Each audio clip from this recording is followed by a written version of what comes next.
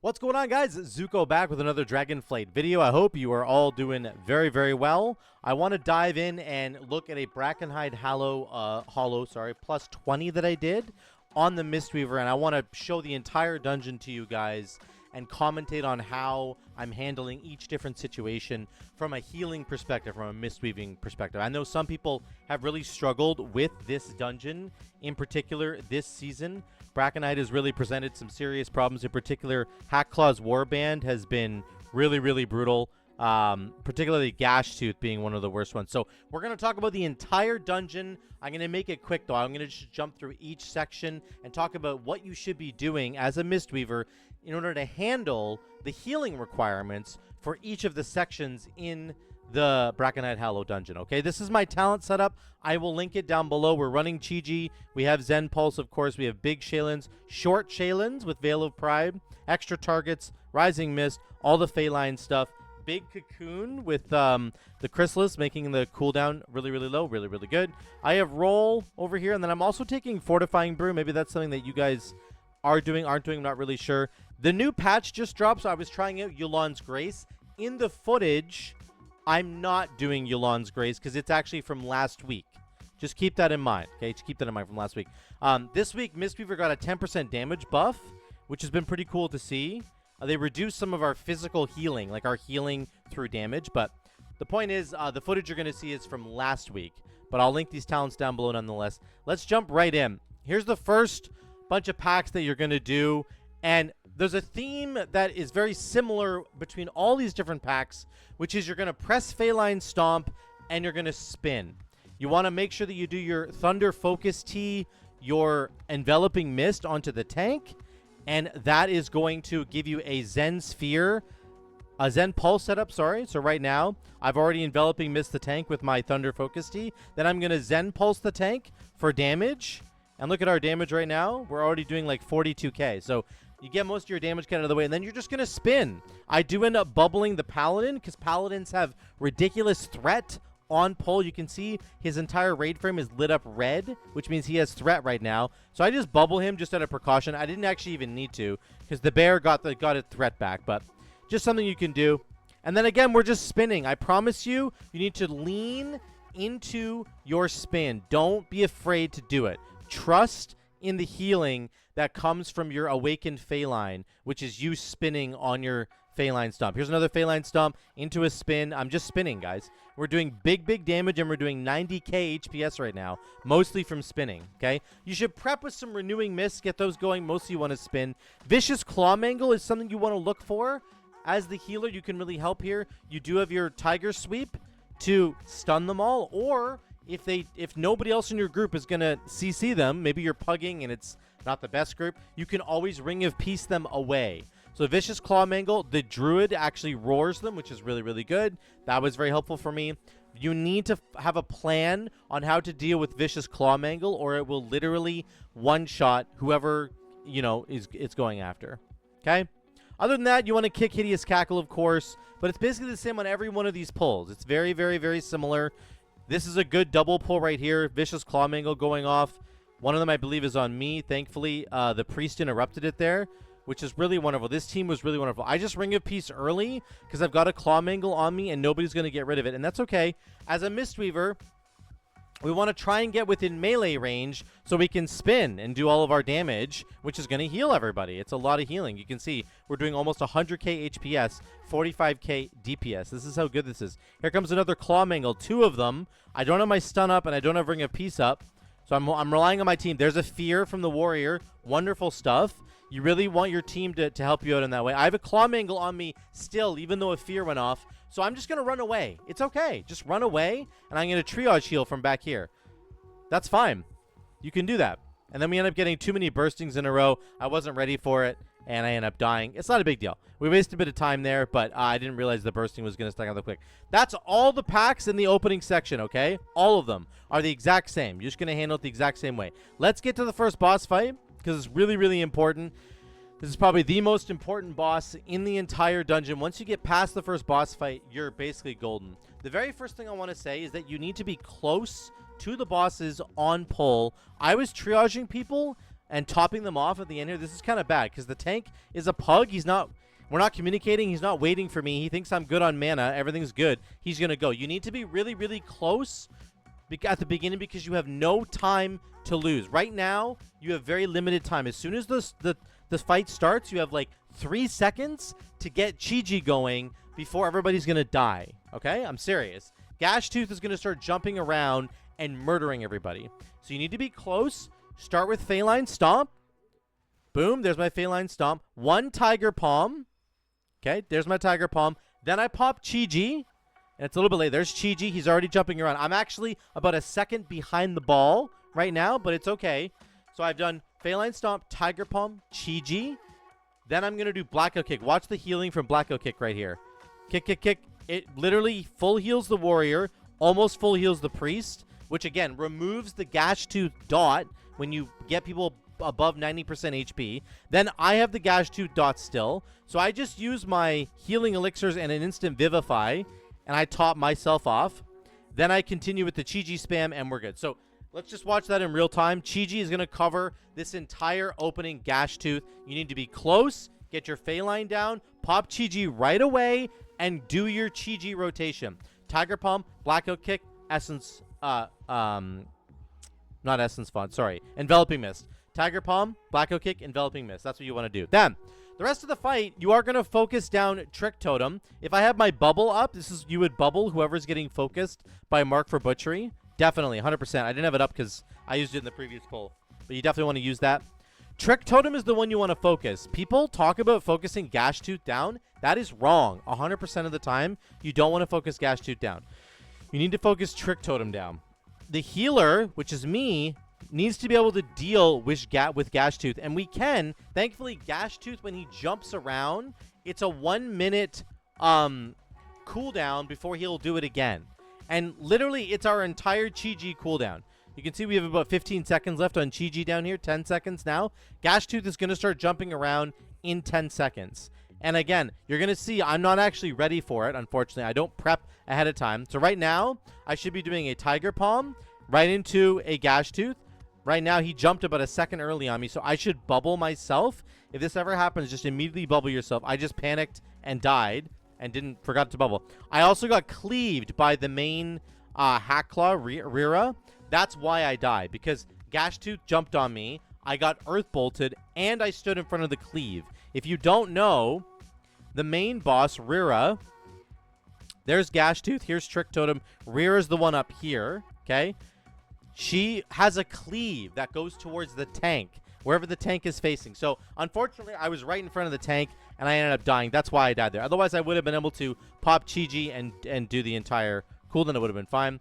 I'm dead, unfortunately, so I get revived. I immediately pop Revival when I get up, just to help with the health bars, because everybody's pretty low. I think the Shadow Priest is, like, vamping right now. It feels like he's pumping in a lot of healing. I bubble him to keep him alive.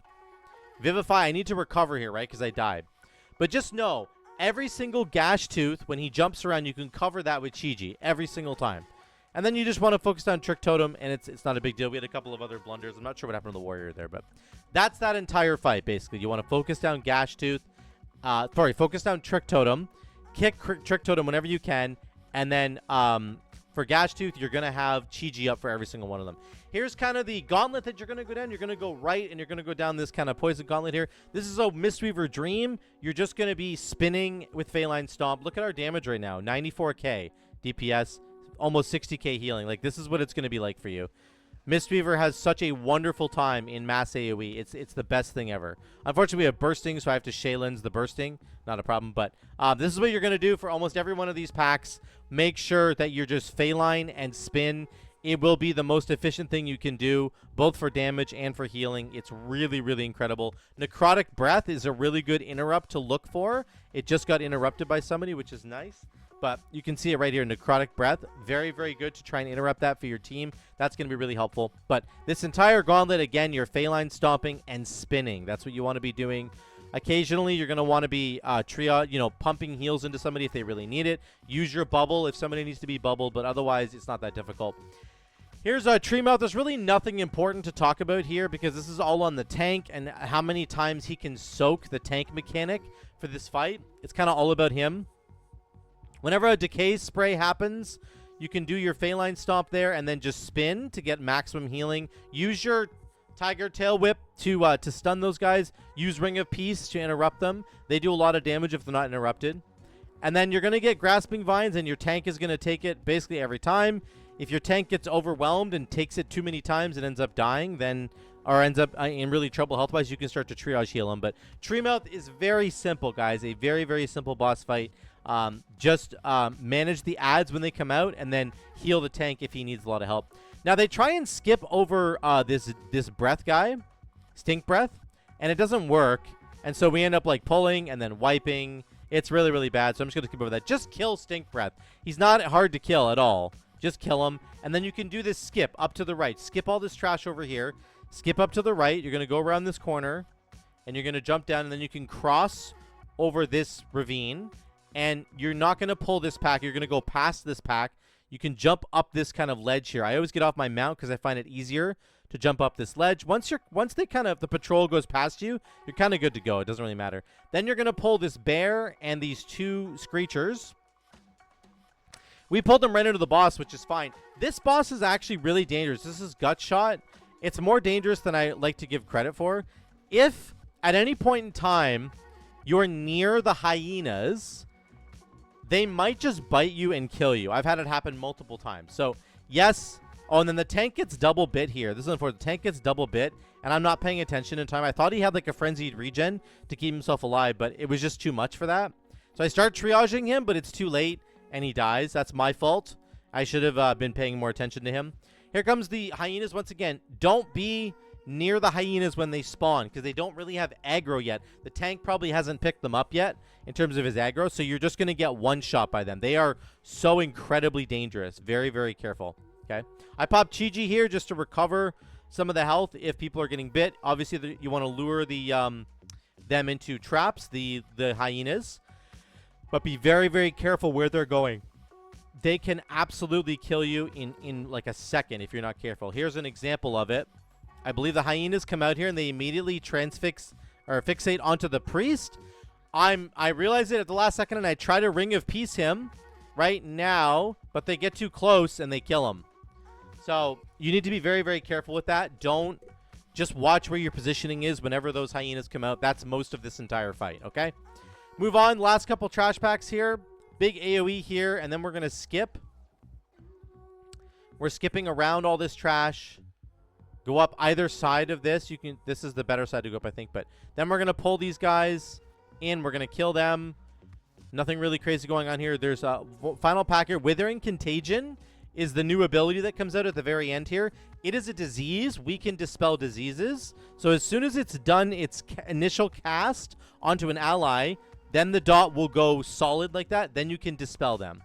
So immediately you should dispel whoever gets it on there, because especially if it's a melee, because they are going to want to continue doing damage. And if they have Withering Contagion in melee, they just can't do any damage. So clean up the last couple of packs here, and then you're on to the final boss. And this is it. We still look at it. We've died 13 times. We've made several blunders, and there's still 10.5 minutes left. It's insane.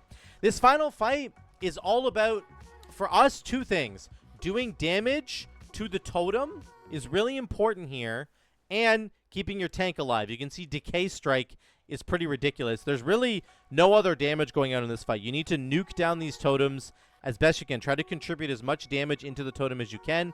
And then the tank is about to get wrecked. I pre-bubble him right here. I hit him with the bubble. When Decay Strike comes out, it doesn't do very much damage. You're reducing the amount of damage he's going to take there. But realistically, he gets a Healing Absorb put on him afterwards. So you're going to want to heal the Healing Absorb that comes out. Here's the AoE damage that comes out from Decayed Strength. It's not that bad. I know it took about 60% of my health, but you just Shaylin's Gift, and you're back to full health. So it's just rinse and repeat. Whenever Decay Strike comes out, help your tank out. Go beat up the totem, and then the AoE damage will come out, and you want to watch out for that. That's about it, guys. Really nothing crazy going on here. Not a difficult fight at all. Really, the most important fight in this entire dungeon is that first one. You want to be really careful with that Warband. It's really, really important that you deal with that properly. Here's our final numbers here. 37.6k damage and then 50k healing. Really solid. Here's our damage, what it's going to look like. It's Spinning Crane Kick, Zen Pulse, the Resonant Fist, sorry, Blackout Kick. Here's my Crafted Boots. And then here's the Storm Stone. I still had the Storm Infused Stone last week. They have since been nerfed by 40%, okay? So about 5% of our damage goes down by 40%. So that means instead of it being 5%, we would have done about 3%, okay? So, again, we're not really losing that much. We're really not. So, I'm actually still all in favor of keeping a 1 DPS stone and 2 healing stones. That's what my setup is right now on my Mistweaver. I have 2 healing stones, 1 DPS stone. The Storm Infused Stone is still there. I still think it's worth it if it does about 3% of our damage. That's actually pretty strong. So that's kind of that. You can choose to get rid of the DPS stone if you want to now. Just know they did get nerfed by 40% right now on live servers. So this number would be lower than normal. Then I zone out here and I look at my healing. Here's my healing. Lots of Awakened Feline healing because I was spinning the whole time. Feline Stomp plus spin. That's what you're doing for so much of this dungeon, and it contributes so much to your healing, okay? Shaylin's Gift, really good. Don't be afraid to use Shaylin's Gift all the time. Use it, use it, use it. There's the 2 stones. My Exuding Steam Stone, 5%. My Wild Spirit Stone, another 3%. So that's 8% of my healing. Very, very good. That's the stone setup that I have going right there. You can see it in my inventory right here. We got the Wild Spirit, Exuding Stone, and this. I think the Storm Infused Stone is still worth it, okay? That's it, guys, for the Mistweaver perspective on a Brackenhide Hollow. Remember, it's really all about this Warband. It's all about Gash Tooth. Make sure you're using Chi-Ji on that 1-minute cooldown to deal with the Gash Tooth dot that goes in on everybody. The rest of the bosses are literally free. They're just really not hard at all. It's mostly about the Warband and making sure you deal with the Gash Tooth stuff, okay? Let me know what you guys think in those comments down below. Are you having fun on Mistweaver? Are you struggling to heal the higher keys on Mistweaver? I hope this can really help you out. Let me know if you want to see more videos like this in the future. I would be happy to do them for you. Thank you guys so much again for watching. I love you all. I will see you in the next one.